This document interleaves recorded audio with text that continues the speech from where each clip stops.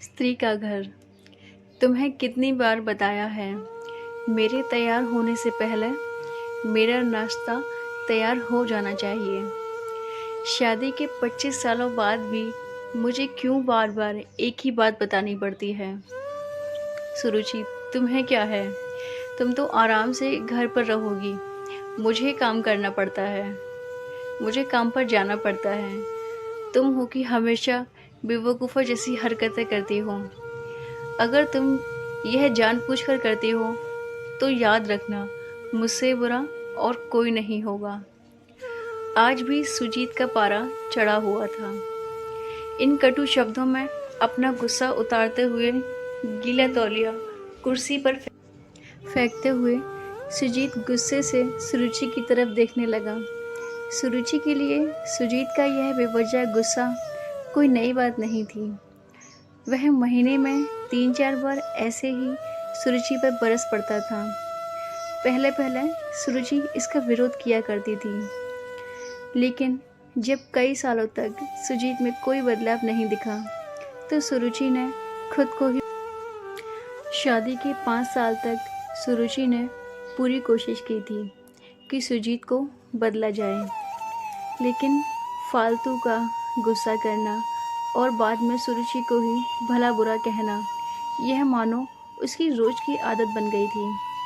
कोई भी वाद विवाद होता तो सुजीत सीधा सुरुचि को बोल देता, अगर मैं तुम्हें अच्छा नहीं लगता तो क्यों नहीं चली जाती हो अपने मायके, क्यों रहती हो मेरे साथ। इतना सब कुछ होने के बावजूद सुरुचि सुजीत के ही साथ रहती थी, क्योंकि उसे अपनी बेटी की फिक्र थी। और वह जाती भी तो कहाँ, अपने बूढ़े हो चुके माँ बाप को इस उम्र में परेशान नहीं करना चाहती थी। वह समाज और लोग क्या कहेंगे, यह भी तो देखना था। वह इतनी पढ़ी लिखी भी नहीं थी कि खुद जाकर कहीं नौकरी कर सके और अपना और अपनी बेटी का पालन पोषण कर सके। सुरुचि को अब अपनी फिक्र नहीं थी, उसको फिक्र थी तो बस अपनी शादी लायक हो रही बेटी की। सुरुचि नहीं चाहती थी कि पति पत्नी के झगड़े की वजह से सोनाली डिस्टर्ब हो। सोनाली की पढ़ाई पूरी हो चुकी थी, इसके लिए अब शादी के रिश्ते आने लगे थे। कई रिश्तों को सोनाली ठुकरा चुकी थी। 2-3 महीनों बाद एक अच्छा रिश्ता आया। रिश्तेदारों और पहचान के लोगों ने भी लड़के के बहुत गुणगान किए थे। सुजीत एक शाम अपनी बेटी के पास बैठकर उससे बातें करने लगा। सोनाली बहुत अच्छा लड़का है, पढ़ा लिखा है, बड़ा घर है, बहुत अच्छी नौकरी है। ऐसे रिश्ते बार बार नहीं आते। इस बार मना मत करना। सोनाली अपने पिता से ज़्यादा बात नहीं करती थी। शायद डरती थी या शायद नफरत करती थी, लेकिन आज वो अपनी पूरी हिम्मत इकट्ठा कर बोली, मुझे अभी शादी नहीं करनी है पापा। मैं नौकरी करना चाहती हूँ, खुद अपने पैरों पर खड़ा होना चाहती हूँ। हाँ तो उसमें क्या बड़ी बात है, मैंने लड़के से बात की है, वह तुम्हें किसी बात के लिए नहीं रोकेगा। तुम शादी के बाद भी नौकरी कर सकती हो, वह तुम्हें नौकरी के लिए परमिशन दे देगा। सुजीत बोला, मेरा नौकरी करना या ना करना उसकी परमिशन पर क्यों डिपेंड करेगा पापा? सोनाली ने पूछा। मैं कह रहा हूँ ना, तुम्हें वहाँ किसी भी चीज़ की कोई कमी नहीं होगी। ऐसे रिश्ते बार बार नहीं आते, इसे ठुकराना मत। बहुत खुश रहोगी तुम वहाँ, सुजीत बोला। पापा, क्या मैं उतनी ही खुश रहूँगी जितनी कि मम्मी है इस घर में खुश? सोनाली ने तंज कसते हुए कहा, आज तुम्हारी जवान कुछ ज़्यादा ही चल रही है।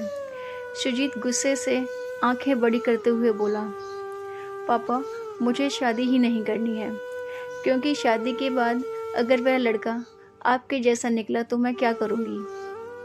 मुझे आपके जैसा जीवन साथी नहीं चाहिए, जो बिना बात के मुझ पर हमेशा चिल्लाए। मुझे कुछ भी अपने पसंद का लेना हो तो 10 बार सोचना पड़े।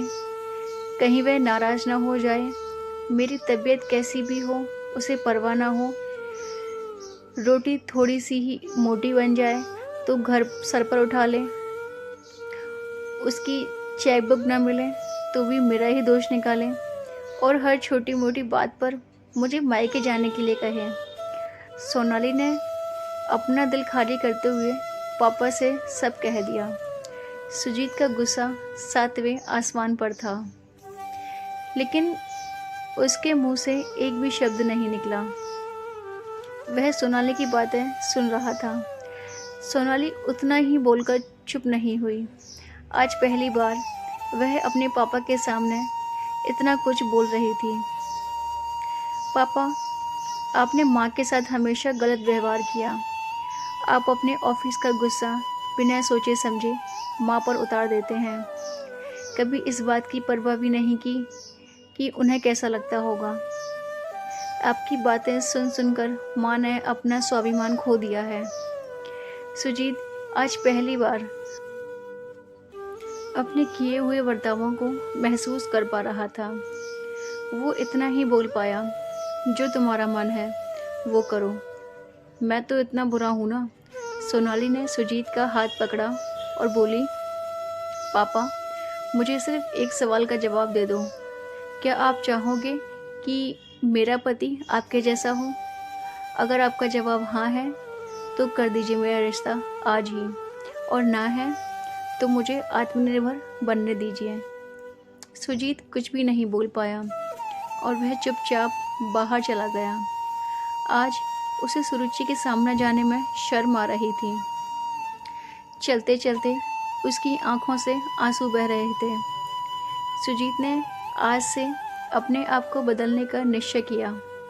अगले दिन से सुरुचि ने अपने पति में बदलाव देखा।